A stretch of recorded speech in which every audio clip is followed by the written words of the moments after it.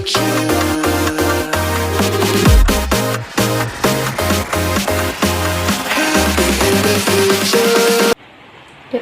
logika. Logika adalah sebuah istilah yang berhubungan dengan pikiran manusia. Dilihat dari logika sebagai ilmu, logika mempelajari kebolehan manusia untuk berpikir secara sejajar, teratur, dan tepat. Adapun objek material yang dipakai ilmu logika adalah berpikir sesuai nalar. Sementara objek formal dari sebuah logika adalah pemikiran yang dipelajari dari aspek ketepatannya. Dalam hal tersebut, logika bisa dikatakan sebagai jalan pikiran manusia yang masuk akal atau logis. Logika juga seringkali dikaitkan dengan cara berpikir yang objektif, tegas, serta jauh dari emosi. Kemudian definisi dari algoritma. Algoritma secara umumnya merupakan cara dan urutan maupun langkah yang diatur secara sistematis untuk menyelesaikan suatu kegiatan, sehingga proses yang akan diselesaikan tersebut dapat sesuai dengan algoritma atau urutan langkah yang telah disusun. Sebagai contoh dari algoritma dalam kehidupan sehari-hari, yaitu ketika kita membuat mie instan, maka kita dapat menyusun urutan dari cara membuat mie instan tersebut. Yang pertama yaitu kita memerlukan menyalakan kompor. Yang kedua, memasukkan mie ke dalam panci, kemudian rebus air sampai mendidih. Yang ketiga, masukkan mie instan, tunggu hingga matang. Kemudian langkah yang keempat, tuangkan mie ke dalam mangkuk. Langkah yang kelima, memasukkan bumbu ke dalam mangkuk. Yang keenam, mie instan siap dihidangkan. Secara sederhana, algoritma dapat digambarkan seperti langkah-langkah cara mie instan di atas. Algoritma memasak mie instan, di mana proses-proses yang ada kita kerjakan secara berurutan. Mulai dari inputnya itu memasukkan air ke dalam mangkuk, dan kemudian memasukkan mie instan. Dan langkah selanjutnya proses merebus sampai matang. Kemudian memasukkan bumbu hingga menghasilkan output berupa mie instan siap untuk disajikan. Secara normal, proses pembuatan mie instan tersebut dapat kita lakukan seperti langkah-langkah sebelumnya. Namun, terkadang ada keadaan-keadaan tertentu yang tidak pada semestinya. Kriteria algoritma. Beberapa kriteria algoritma yang harus dimiliki oleh suatu algoritma sehingga bisa dikatakan sebagai algoritma yang baik. Yang pertama yaitu input. Suatu algoritma harus memiliki inputan baik 0 inputan ataupun lebih.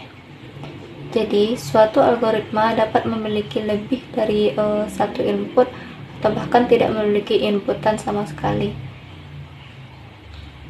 Dan data inputan tersebut didapatkan dari dalam algoritma itu sendiri.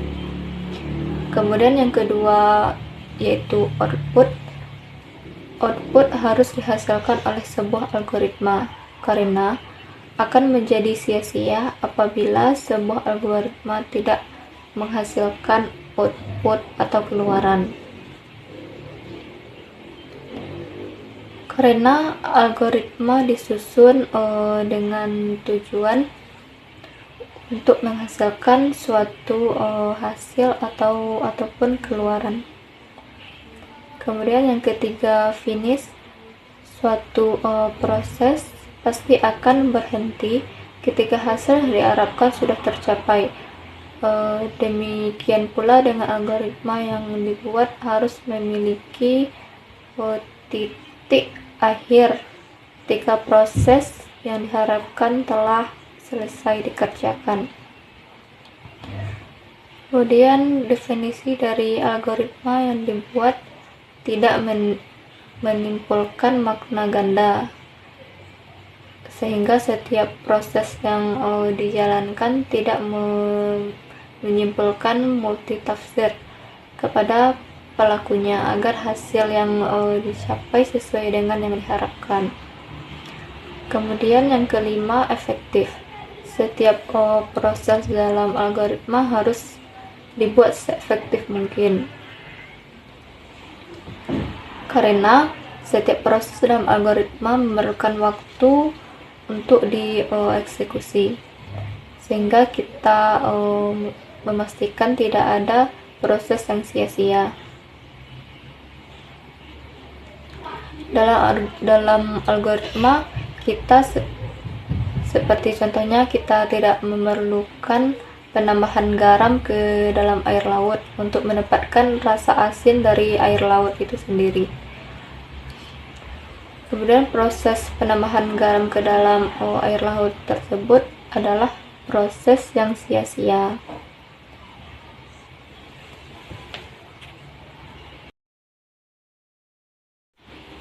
Algoritma dalam pemrograman.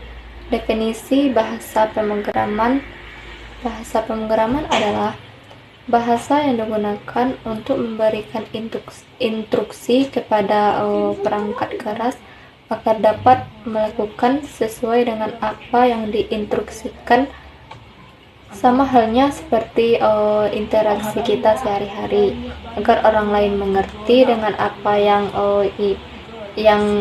kita inginkan, maka kita memerlukan media komunikasi yang disepakati bersama agar dapat saling dimengerti. Sebagai contoh, saat kita meminta seseorang untuk membuat mie instan, saat itu kita melakukan pemrograman terhadap orang tersebut untuk melakukan serangkaian kegiatan sehingga mie instan siap untuk disajikan. Karena manusia memiliki pengalaman, rasa, dan daya kreativitas, maka tanpa kita memberikan instruksi secara detail dan terstruktur, kegiatan tersebut dapat diselesaikan.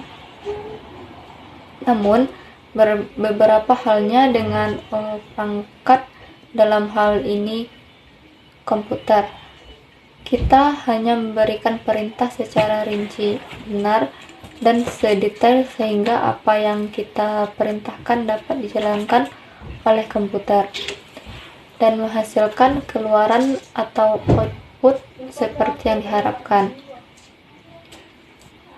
Kemudian selanjutnya jenis bahasa pemrograman. Bahasa pemrograman dapat dikelompokkan menjadi dua macam, yaitu berdasarkan tingkatnya, berupa bahasa tingkat tinggi dan bahasa tingkat rendah. Yang pertama, bahasa tingkat rendah. Bahasa ini merupakan bahasa yang dirancang untuk langsung dapat dimengerti oleh mesin, yang menganut kode biner 0 dan 1 tanpa harus melalui bahasa penerjemah. Namun bahasa ini cenderung tidak manusiawi karena sulit dipahami oleh manusia. Yang kedua, bahasa tingkat tinggi. Bahasa tingkat tinggi ini merupakan bahasa yang lebih manusiawi dari bahasa tingkat rendah, karena bahasa tingkat tinggi lebih dekat penggunanya dengan bahasa sehari-hari. Namun bahasa ini memerlukan translate untuk menerjemahkan ke dalam bahasa mesin agar dapat dieksekusi oleh komputer. Sebagai contoh bahasa tingkat tinggi adalah Turbo Pascal, C++, PHP, dan Java. Pada bagian Selanjutnya kita akan bahas PHP sebagai salah satu contoh bahasa pemrograman tingkat tinggi. PHP merupakan salah satu bahasa tingkat tinggi yang saat ini populer digunakan untuk mendevelop website. PHP, C++, ataupun C, bahasa C, memiliki kesamaan karena merupakan bahasa yang serumpun, yaitu bahasa C. Bahasa PHP pertama kali diperkenalkan pada tahun 1994. Perkembangan PHP menjadi sangat pasif, dengan terbukti sudah lebih dari 50.000 situs telah menggunakan PHP hanya dalam waktu kurang lebih 3 tahun. Hingga 2018, PHP telah memasuki versi ke-7. Beberapa kelebihan yang dimiliki oleh bahasa PHP yaitu PHP tersebut tidak berbayar. PHP hadir sebagai bahasa pemrograman yang gratis, sehingga setiap developer yang menggunakan bahasa pemrograman ini untuk dikembangkan secara bebas. Kemudian bahasa PHP mudah dipelajari. Hal ini karena banyak yang telah menggunakan bahasa PHP, sehingga kita mencari referensi sebagai searching akan dengan mudah kita temukan. Selain itu, tata bahasa yang digunakan juga mudah dimengerti. Support terhadap hampir semua basis data. Kemudian PHP dapat support hampir semua basis data seperti MySQL, Interface, dan lain sebagainya. Bahkan MySQL sendiri terhubung langsung dengan PHP. Kemudian PHP dapat dijalankan di semua platform seperti Linux, Windows, sehingga memudahkan dalam mengembangkan aplikasinya. Kemudian pembahasan selanjutnya itu penulisan algoritma dalam pemrograman. Penulisan algoritma dalam pemrograman menggambarkan algoritma secara umumnya dapat disajikan dengan teks dan juga dalam bentuk gambar. Pengajian algoritma dengan menggunakan tulisan dapat disajikan dengan bahasa tertentu, misalnya itu bahasa Inggris ataupun bahasa Indonesia.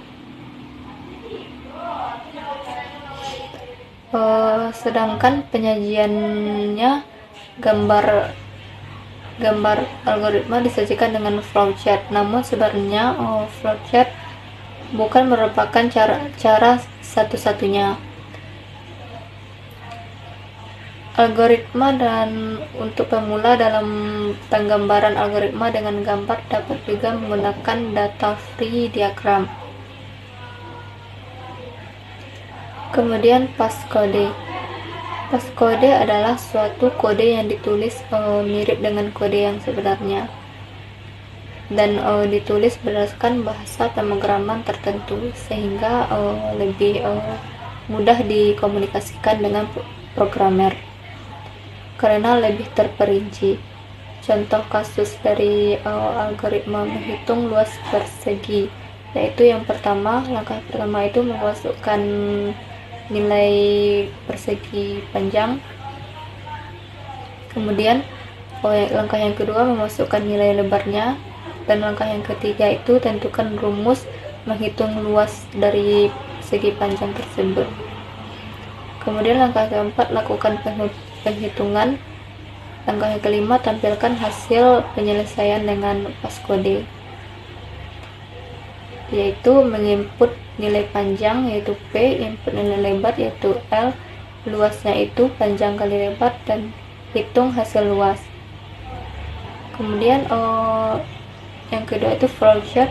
Flowchart adalah penggambaran algoritma dengan menggunakan media gambar atau simbol untuk menyelesaikan suatu permasalahan. Dengan menggambarkan suatu permasalahan menggunakan media flowchart, kita dapat mengkomunikasikan algoritma yang kita buat ke dalam seluruh tim, sehingga sistem yang dibangun dapat sesuai dengan yang kita inginkan. Selanjutnya, secara umum flowchart dibagi menjadi dua macam, yaitu flowchart system dan juga flowchart program. Flowchart system adalah penggambaran suatu sistem perangkat komputer berbentuk diagram yang menggambarkan keterhubungan antara masing-masing perangkat. Adapun contoh simbol-simbol yang digunakan untuk menggambarkan suatu flowchart, yaitu yang pertama yaitu input output. Simbol tersebut digunakan untuk menggambarkan piranti masukan dan piranti keluaran, seperti keyboard, mouse, scanner, sensor maupun piranti keluaran seperti monitor, printer, dan lain sebagainya. Yang kedua itu manual input. Simbol tersebut untuk menggambarkan inputan data secara manual. Yang pertama, proses.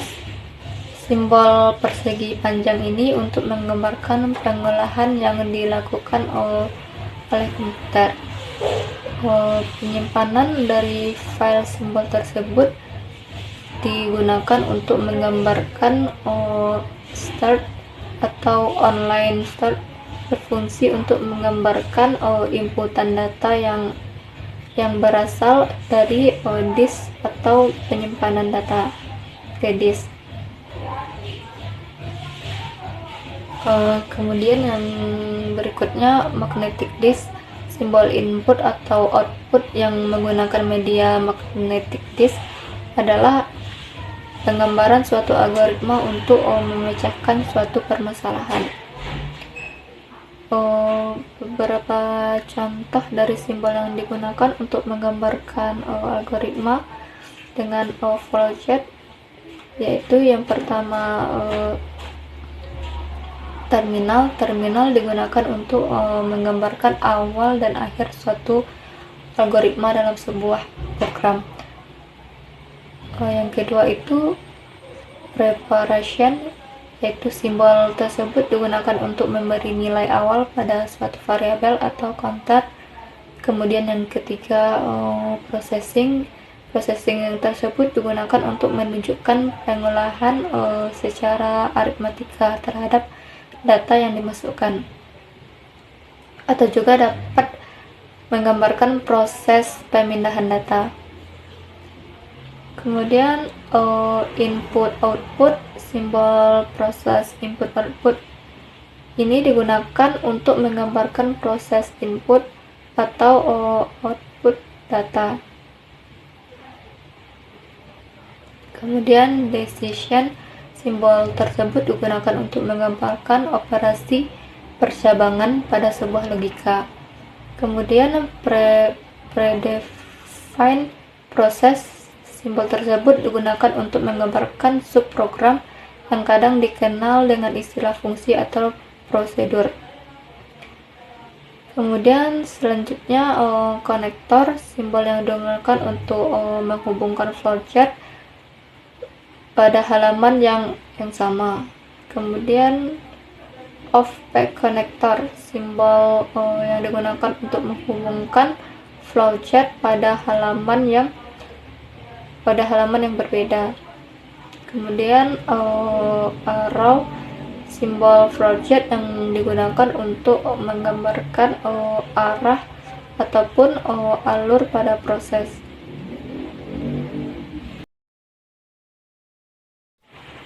Definisi variabel secara umum.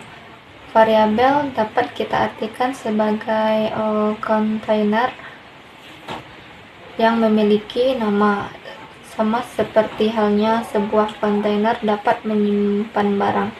Pada variabel juga dapat digunakan untuk menyimpan.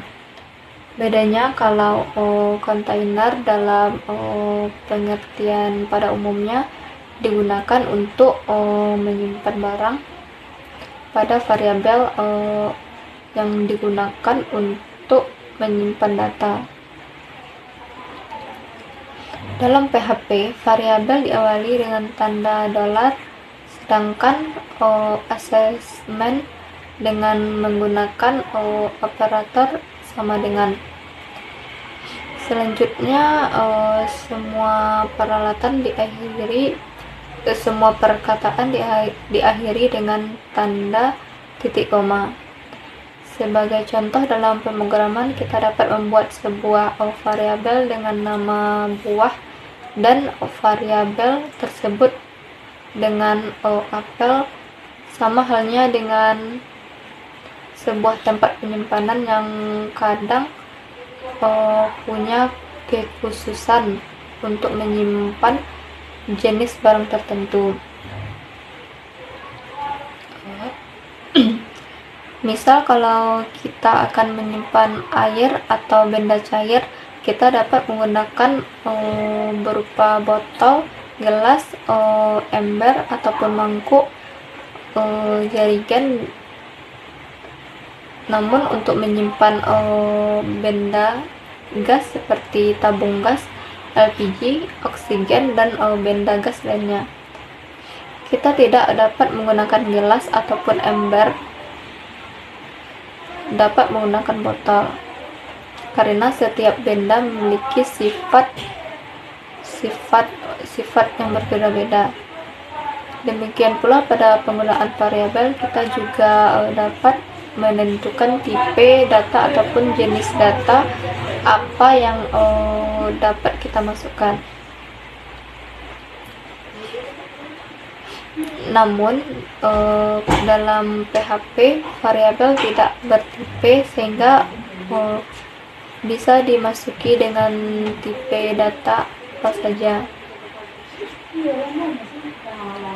Kemudian untuk memanggil nilai dari variabel pada PHP, kita dapat menggunakan perintah echo ataupun print pada PHP. Penulisan variabel memiliki beberapa aturan. Aturan yang pertama itu bersifat case sensitif, di mana penggunaan huruf besar dan huruf kecil pada program sangat berpengaruh terhadap pemanggilan variabel itu sendiri. Kemudian yang kedua, nama variabel tidak boleh menggunakan angka. Misalnya itu nama variabelnya yaitu 1 buah. Kemudian yang ketiga itu nama variabel boleh menggunakan underscore baik pada awal maupun tengah dan juga pada akhir kalimat. Yang keempat yaitu nama variabel boleh mengandung angka. Jenis variabel dan implementasinya. Yang pertama, variabel lokal. Variabel lokal merupakan variabel yang didefinisikan di dalam sebuah fungsi dan juga hanya dapat digunakan dalam fungsi tersebut. Yang kedua, variabel global. Variabel global adalah variabel yang dideklarasikan di luar sebuah fungsi, dan jika ingin menggunakan di dalam fungsi, kita tinggal mendeklarasikan di dalam fungsi yang kita buat, dan jangan lupa kita tambahkan kata global di depan variabel saat dideklarasikan. Kemudian yang ketiga itu variabel statik. Variabel statik ini merupakan variabel yang akan menyimpan nilai akhirannya. Jika pada normalnya sebuah variabel dalam suatu fungsi akan dikembalikan nilainya, maka dengan menggunakan variabel statik ini tidak return atau tidak kembali ke nilai awal. Variabel konstanta Variabel konstanta sejatinya sama seperti variabel yang digunakan untuk menyimpan nilai, namun antara konstanta dan variabel memiliki perbedaan. Untuk membuat konstanta pada PHP memakai fungsi define. Contohnya konstanta tidak menggunakan dolar. Kemudian tipe data. Definisi dari tipe data. Tipe data berfungsi sebagai menentukan nilai apa saja yang dapat dimasukkan pada variabel. Sebagai contohnya itu, kita memberikan label pada angka umur, maka ketika kita memberikan nilai huruf ke dalam variabel untuk angka akan ditolak. Selain itu, tipe data juga menentukan besaran memori yang digunakan. Karena di setiap tipe data memiliki besaran alokasi memori yang berbeda-beda. Kemudian proses menentukan tipe data menjadi hal yang krusial karena akan mempengaruhi kode program yang akan dijalankan. Ketepatan dalam memilih tipe data akan meningkatkan efektivitas suatu program. Tipe data memiliki dua jenis, tipe data dasar dan tipe data primitif. Tipe data dasar atau primitif dan tipe data teks struktur. Pada rumpun bahasa C menggunakan 5 tipe data, yaitu tipe data primitif yaitu char, int, double, float, void. Kemudian macam-macam dari tipe data dan penggunaannya.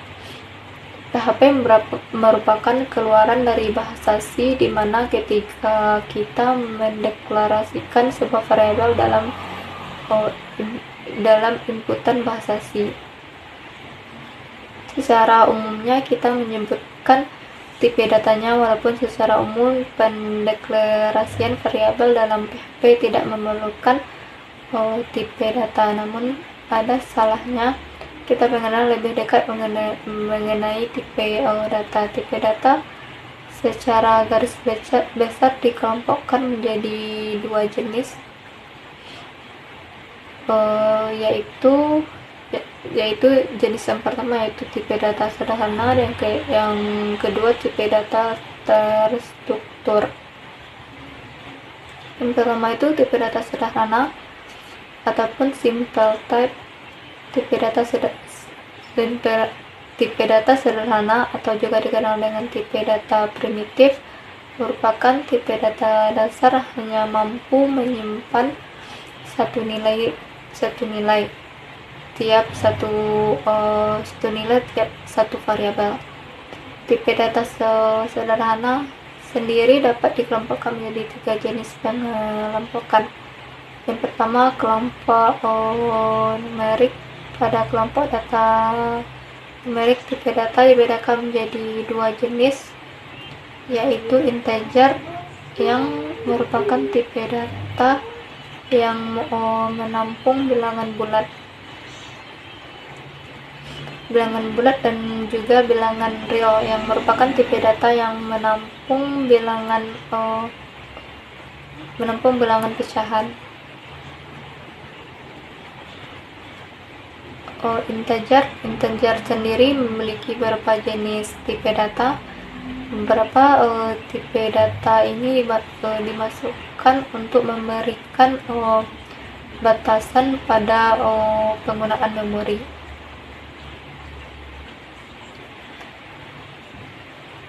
Memori jauh lebih penggunaan memori tersebut menjadi lebih efisien. Selanjutnya, tipe data real merupakan tipe data yang digunakan untuk menyimpan bilangan pecahan. uh, karakter. Karakter adalah tipe data yang hanya mampu menyimpan satu karakter atau sama halnya menggunakan tempat 1 byte. Kemudian selanjutnya adapun untuk memberikan nilai pada tipe data ini yaitu menggunakan tanda petik pada karakternya. Misalnya itu tipe datanya A, yaitu dibuat tanda petik. Pada tipe data ini dapat menyimpan huruf berupa A, B, C, dan seterusnya, dan berupa angka, dan juga berupa tanda baca dan juga karakter khusus. Kemudian kelompok boolean. Tipe data kelompok boolean ini merupakan tipe data logika di mana tipe data ini hanya menyimpan benar atau true dan juga salah atau false, yang akan disimbolkan pula dengan angka 0 yaitu false dan 1 yaitu true atau benar.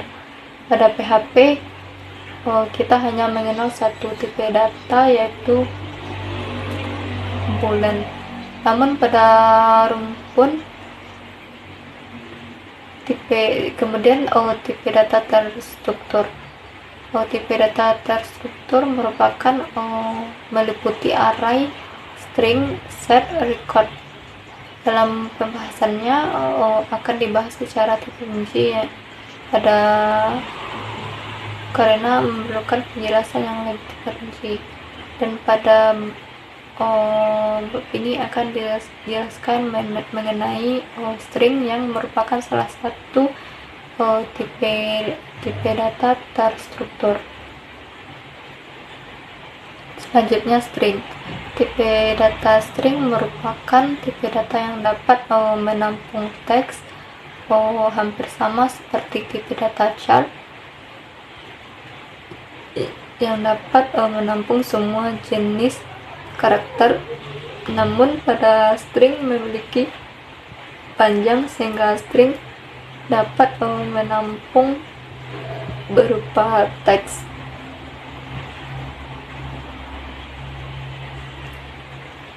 Adapun cara penulisan tipe data string adalah dengan mengetikkan tanda petik di antara teksnya.